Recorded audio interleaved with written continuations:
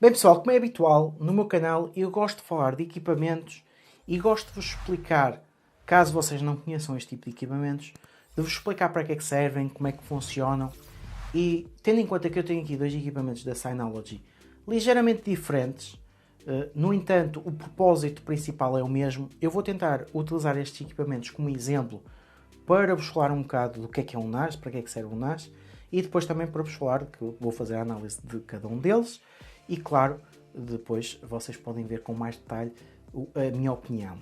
Eu neste vídeo não vos vou dar algum detalhe específico dos modelos, porque isso vou guardar para a análise. No entanto, eu tenho aqui dois modelos da Synology. Tenho deste lado o DS 224 Plus e deste lado tenho o DS 923 Plus. Como vocês podem estar a reparar, são aparelhos ligeiramente diferentes, porque um dá para 4 discos, o outro só dá aqui para 2 discos. E claro que com isso, o que é que mudam? Mudam algumas características, como o processador, como a memória disponível, como as possibilidades de ligarmos de formas diferentes. No entanto, aqui o que podem ter ideia é que este será um NAS para cerca de 300 euros e este será um NAS para cerca de 600 euros. E com isto também eu quero vos indicar porque é que temos NAS mais caros, porque é que temos NAS mais baratos e quais são aqui algumas diferenças e algumas nuances.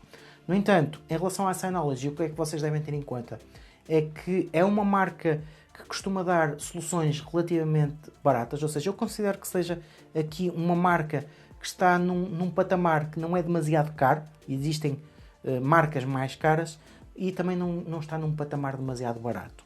E em termos de software, estamos aqui num patamar também de software que já está maduro e que já tem aqui soluções que são capazes e que são fáceis de utilizar. E portanto, depois desta introdução toda, se vocês estão neste vídeo é porque querem saber para que é que serve um NAS, o que é que eu posso fazer com o NAS, porque é que devo ter um NAS em casa. O que eu indico é que toda a gente devia ter um NAS em casa. Portanto, em relação ao NAS, vocês basicamente têm uma caixa que podem pôr mais ou menos discos e o objetivo é vocês terem uma caixa ligada à vossa rede e vocês poderem transferir os vossos ficheiros através da rede. Ou seja, um NAS é um sistema que está ligado à vossa rede e vocês terem aplicações no vosso computador, aplicações no vosso smartphone, em que facilmente, de uma forma muito simples, fazem o backup das vossas coisas de uma forma automática. Em relação ao NAS, o objetivo principal é nós termos redundância. Claro que os NAS também podem se utilizar sem redundância, mas o objetivo aqui é ter redundância.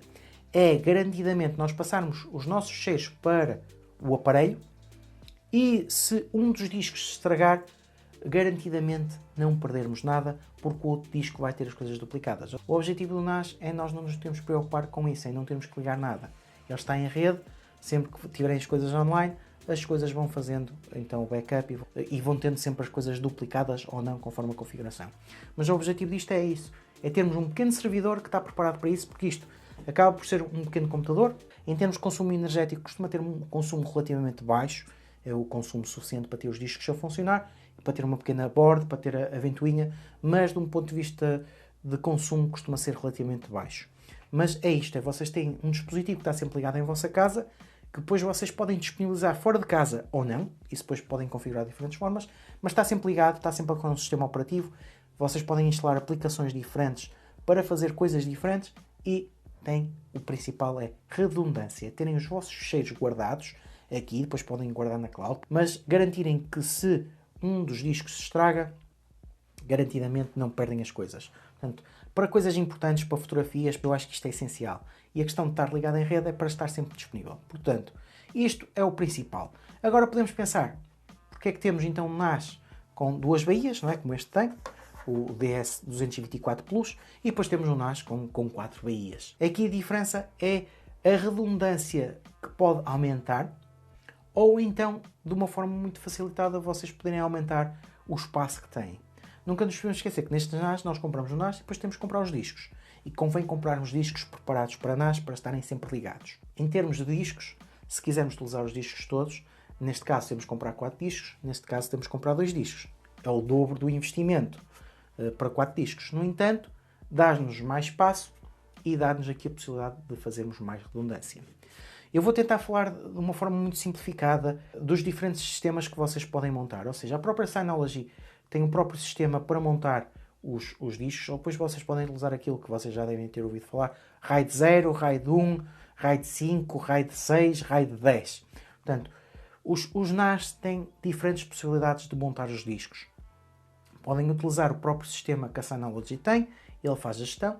Neste caso, vai fazer a gestão, duplica os 2 discos e o que vocês colocarem num disco ele coloca noutro automaticamente, com o sistema da Synology. Deste lado também podem configurar o sistema da Synology para fazer isso, a ter redundância num disco ou ter redundância em 2 discos. Portanto, neste nós só vamos ter redundância num disco. Neste podemos ter 2. Isso significa que neste, se um dos discos falhar, continuamos a ter tudo no outro. É só tirar, metermos um disco e ele volta a replicar tudo. Neste podemos configurar para, dos 3 discos, um pode falhar. Portanto, se um falhar, nós tiramos, colocamos e ele volta a replicar tudo nos discos todos. Ou então podem falhar 2. Isso também que altera é o espaço disponível que vocês têm. Por exemplo, neste, se vocês tiverem 2 discos de 10 teras e se fizerem a redundância, não vão ter 20 teras disponíveis, vão ter só 10 teras disponíveis porque ele vai estar a duplicar os discos dos 2 lados. Ou podemos usar, por exemplo, o RAID 10, em que ele duplica os discos 2 a 2, ou seja, faz aqui a duplicação destes 2 discos e destes 2 discos. Portanto, temos 10 teras, 20 e aqui temos 20. Se um falhar aqui, podemos ter o outro para substituir. Portanto, a redundância aqui depois só vai alterar um bocado a forma como vocês têm a informação disponível em termos de duplicação.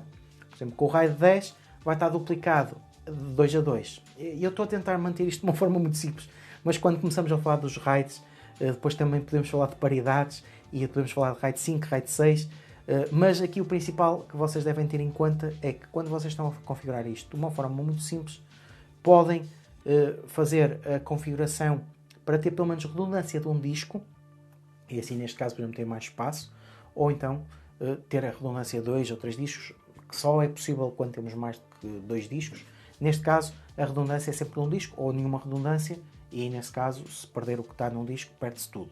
A diferença de termos de 2 para 4, de 6, por aí adiante, é a mesma possibilidade. Nós podemos configurar mais redundância e também podemos aumentar o espaço que temos de uma forma global, não é? E claro, também de um sistema para o outro, falando de algumas características, por exemplo, neste caso, nós podemos colocar SSDs NVMe na parte de baixo para fazer de cache. Isso, por exemplo, torna este NAS mais caro também por causa disso. Ou seja, significa que podemos ter uns discos que são mais rápidos para podermos transferir os ficheiros pela rede de uma forma mais rápida e depois ele vai fazer a gestão e vai passar a informação desses discos para os discos em que depois tem redundância. Neste, como é mais simples, não temos essa possibilidade. E depois também, claro, temos diferentes processadores. Neste temos um processador mais potente, um processador AMD. Neste temos um processador Intel Celeron menos potente. E também, em termos de RAM, temos 2 GB de RAM. Neste temos 4. Claro que, dependendo do modelo, podemos fazer upgrade à RAM. Podemos abrir e trocar a RAM.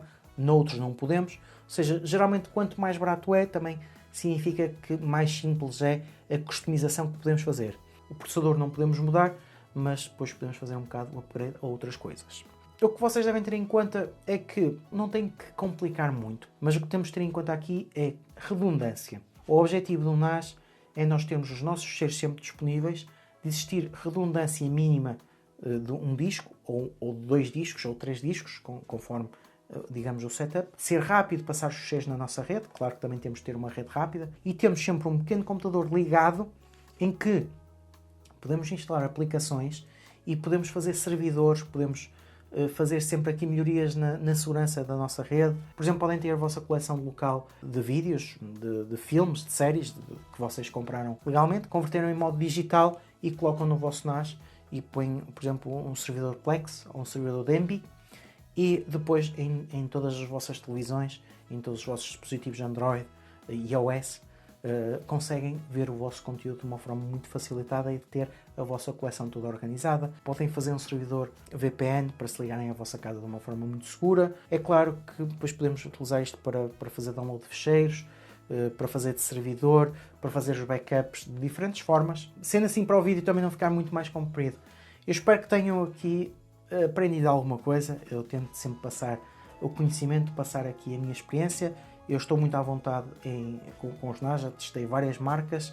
O meu primeiro NAS até foi da Synology, foi também um DS eu acho que foi o 218J ou 219J, acho que foi esse modelo, já foi há alguns anos atrás, claro que depois fui fazendo o upgrade e fui experimentando coisas diferentes, mas dentro das marcas que tenho experimentado, a Synology costuma sempre ser aqui uma marca que, em termos de preço, pelo menos não apresenta valores muito exagerados e consegue apresentar aqui soluções que são boas. Eu, para já, também nunca testei nenhum NAS que seja mau. Aqui o que pode ser mais negativo é que o investimento acaba por ser maior conforme o que nós precisamos. E se não precisarmos tanto, podemos sempre ir para soluções mais básicas. A Synology também tem outras soluções ainda mais básicas que no core fazem exatamente a mesma coisa, redundância e facilidade de backup e de pelo menos manter os vossos cheios importantes. Portanto, pessoal, antes de mais, se vocês quiserem ver algum detalhe sobre um NAS ou sobre o outro, deixem neste vídeo as vossas dúvidas, que eu assim também, quando fizer as análises, eu agora vou começar a utilizar, vou fazer os meus testes, vou ver como é que se compara com outros NAS que eu também já utilizei e depois mais para a frente vou-vos apresentar as análises. Mas se vocês tiverem alguma dúvida que eu não respondi, deixem nos comentários, que eu assim, quando fizer as análises, posso sempre referir isso e posso me lembrar e falar desse detalhe. Portanto, pessoal, já sabem, qualquer questão, qualquer dúvida, deixem nos comentários. Subscrevam o canal para que eu tenha a receber novidades e vemos no próximo vídeo.